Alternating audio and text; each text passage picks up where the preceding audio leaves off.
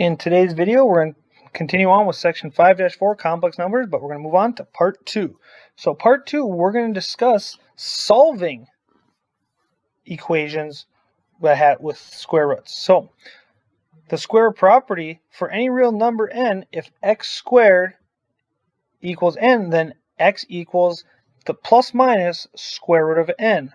So keep in mind, anytime you introduce a square root, meaning into the solving a problem, you need to introduce or include a plus minus, and you'll see this in the following examples.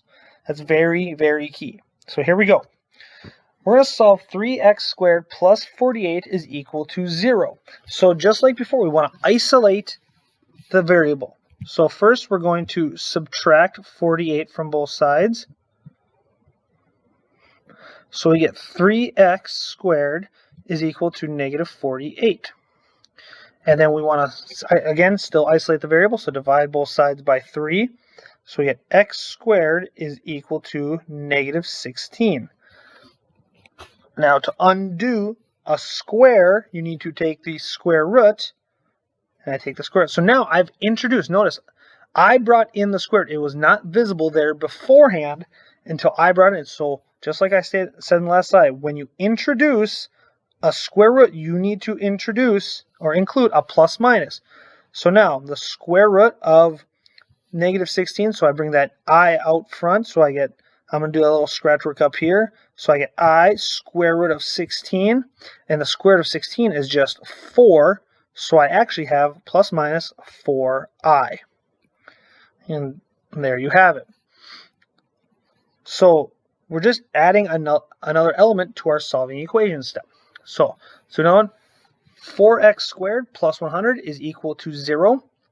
So same thing, I'm going to subtract 100 from both sides.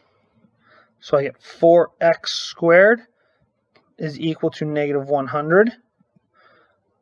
Divide by 4. So I get x squared is equal to negative 25. Now to undo that square, I take the square root on both sides. So I have x equals plus minus. Now I have that negative, so I know my answer is going to have an I. And then the square root of 25 is just 5. So I get plus minus 5i. Next one. X squared plus 4 is equal to 0. Subtract 4 from both sides. So we just get x squared is equal to negative 4. Well, there's no dividing, so we just move on.